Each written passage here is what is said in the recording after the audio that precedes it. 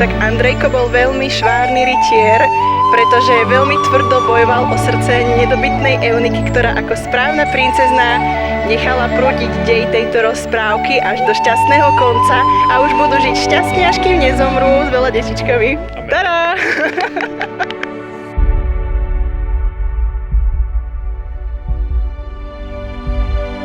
Drahí snúbenci, Andrej, Eunika, drahí rodičia, drahí priatelia, drahí bratia a sestry, je to krásny deň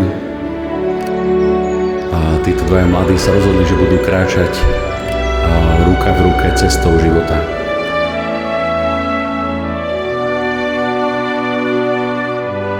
Nech je teda vaša manželská cesta, na ktorú ste sa vydali, nebesky dobrá, požehnaná a nech vám nikdy, ale nikdy neuniká tá radosť, s ktorou ste sa na ňu vydali.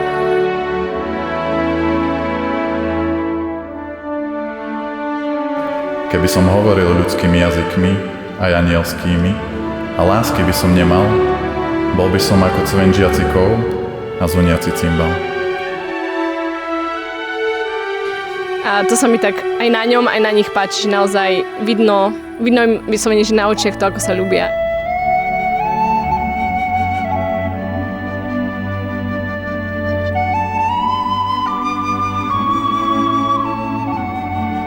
Keď Andrej stal pri oltári a videl tú Euničku, ako kráča smerom k nemu, tak ja som nemala slov, že to bolo pre mňa veľmi také dojemné a krásne.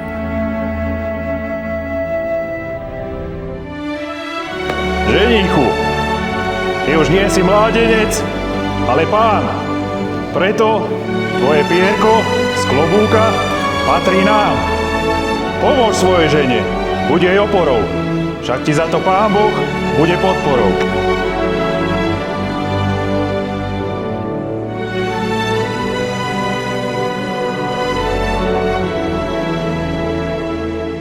Tak vám prajem, aby ste boli naozaj verní tomuto rozhodnutiu. My máme v skautingu také heslo, že buď pripravený. Ja, Eunika, beriem si teba, Andrej, za svojho manžela a sľubujem pred všemohúcim Bohom, že ti budem vernou manželkou a že ťa nikdy neopustím. Ani v šťastí, ani v nešťastí, ani v zdraví, ani v chorobe. A že ťa budem milovať a ctiť všetky dni svojho života.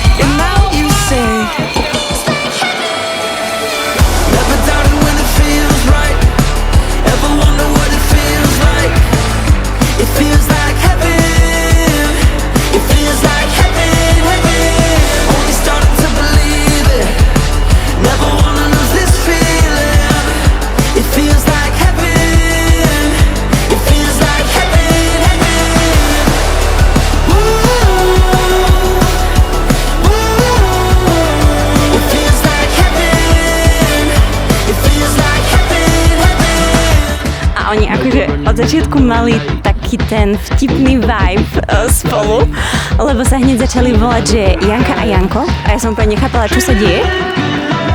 Hezky si to vybojoval, reálne vybojoval.